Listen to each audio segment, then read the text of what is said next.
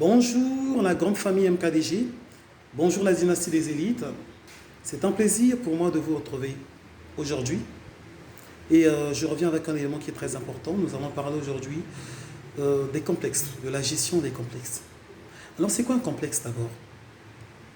Un complexe est une imperfection ou encore c'est un regard biaisé que l'on a de soi ou un regard biaisé que l'on a d'une partie de soi.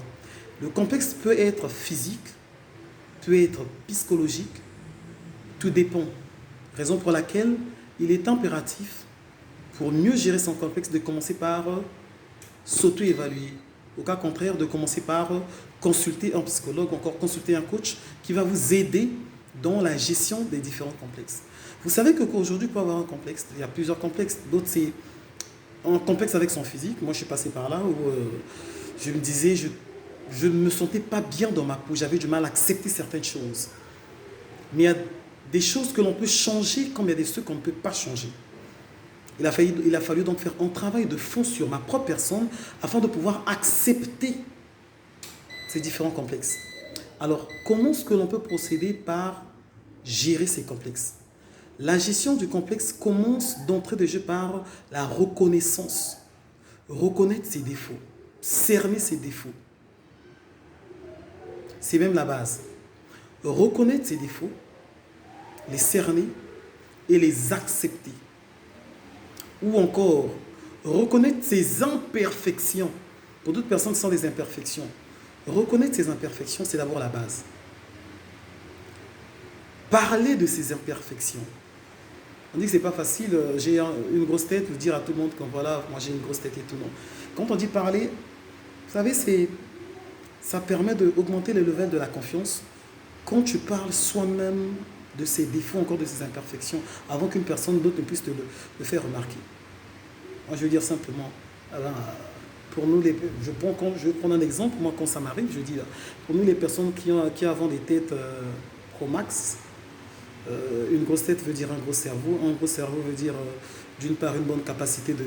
Donc, je parle de mes défauts, je parle de certaines de mes imperfections, je parle de certains de mes complexes. Mais si je rentre dans le moule de tout le monde, je sais que non, je n'ai pas une tête énorme. Je suis dans la moyenne, en fait. J'ai une tête normale. Mais c'est parce que, psychologiquement, je me suis inscrit, je me suis mis ça dans la tête qu'il y avait quelque chose qui n'allait pas.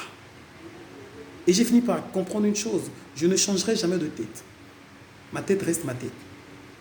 Oui, c'est ma cabeza, ça ne change pas. Mais il faut accepter en se disant que non, bah oui, j'apprécie bien ceux qui ont des petites têtes. Ça fait genre noix de coco, intéressant. Mais seulement pour moi, donc voilà, je ne suis pas dans la catégorie noix de coco, je suis dans la catégorie pastèque ou encore catégorie ananas. Effectivement, je parle de cela, je l'ai accepté d'abord, je l'ai reconnu, j'ai accepté, puis je arrive à parler de cela. C'est important de savoir gérer le complexe parce que quand on ne gère pas le complexe, on a du mal à progresser.